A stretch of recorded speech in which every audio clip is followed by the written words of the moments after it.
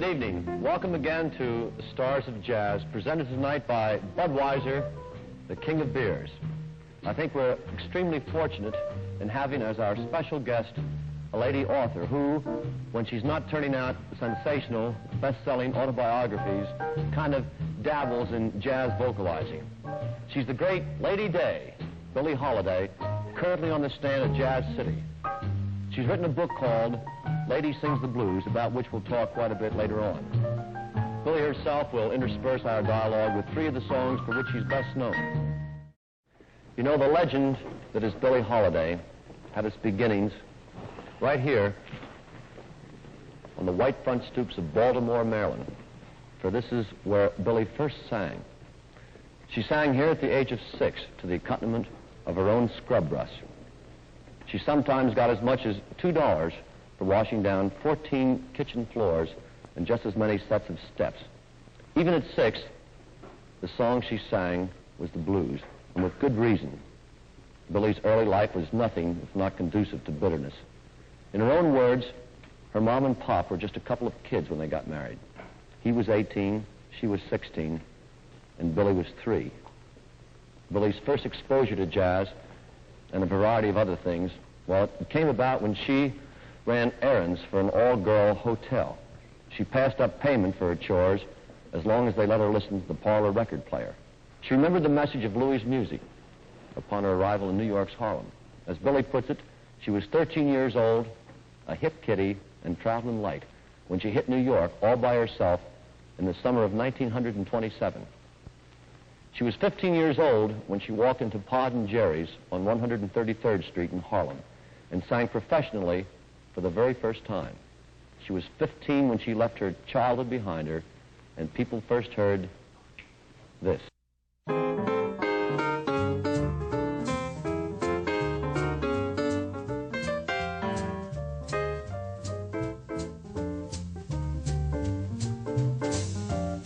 Please don't talk about me when I'm gone. Though our friendship ceases from now on. And if you can't say anything real nice, just don't talk at all. That's my advice. We're parting, you go your way and I'll go mine. It's best that we do. Here's a kiss, I hope that this brings lots of luck to you. It makes no difference how I carry on. Please don't talk about me when I'm gone. Please don't talk about me when I'm gone. Though our friendship ceases from now on. And if you can't say anything real nice, just don't talk at all. That's my advice. We're parting, you go your way and I'll go mine. It's best that we do. Here's a little kiss and I hope that this brings lots of luck to you. It makes no difference how I carry on. Please don't talk about me. Don't you talk about me. Please don't talk about me when I'm gone.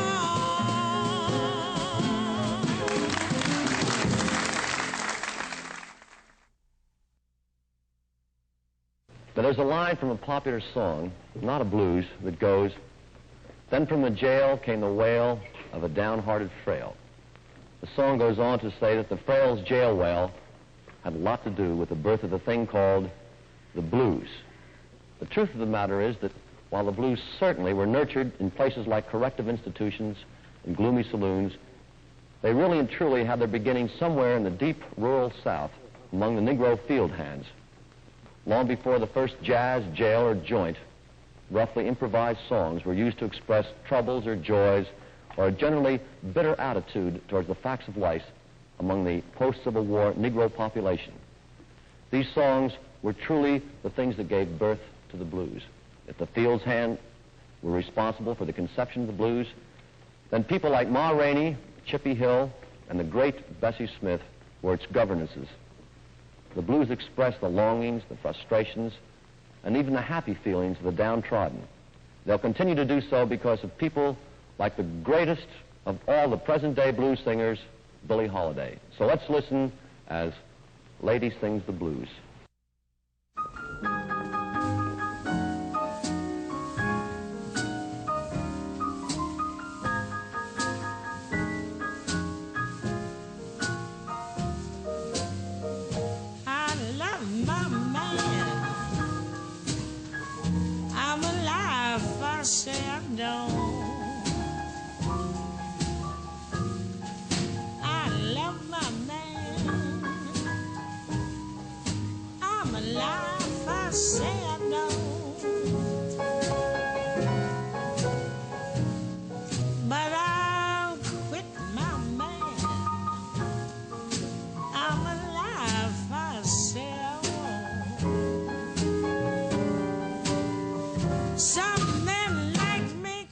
I'm happy, some cause I'm snappy, some call me honey, others think I've got money, some tell me Billie, baby you built for speed.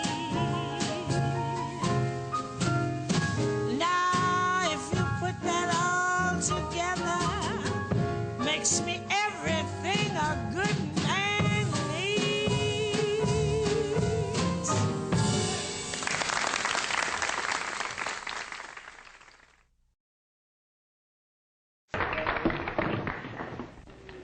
And what about the book itself?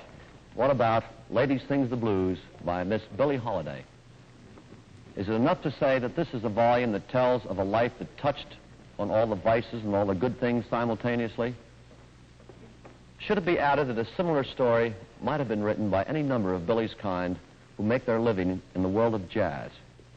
Or can it be said about Lady Sings the Blues that it's a factual piece that strives to teach a moral lesson by striking out against oppression, circumstance, and bigotry? Whatever the approach to an appraisal of the work, all we can say is that we read it and we were tremendously impressed. We'll leave the analyzing to the sociologists. There's one thing, however, about Lady Sings the Blues that we certainly can't pass up. It's the very last line in Billie's book, and it reads, "Tired? You bet. But all that I'll soon forget with my man."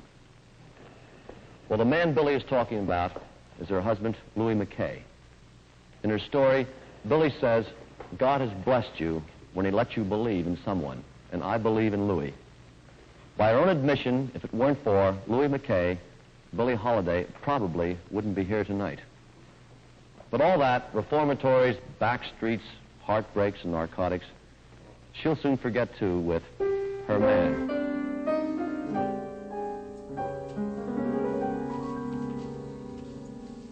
It costs me a lot, but there's one thing that I've got. It's my man.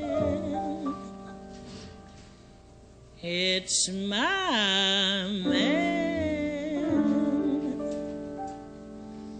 Cold or wet, tied your bed.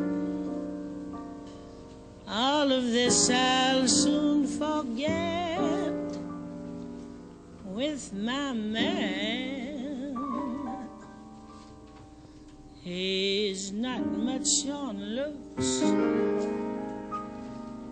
he's no hero out of books, but I love him. Yes, I love him. 2 or 3 girls has he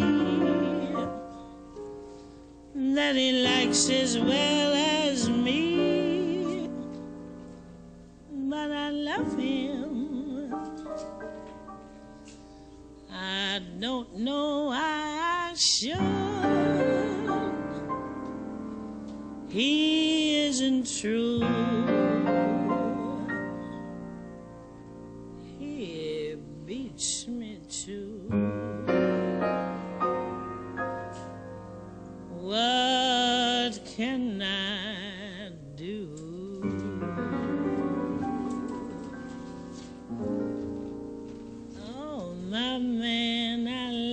him so, he'll never know. All my life is just despair, but I don't care when he takes me in his arms. The world is bright, all right. What's the difference if I say I'll go away when I know I'll come back on my knees someday? For whatever my man is, I'm his forever.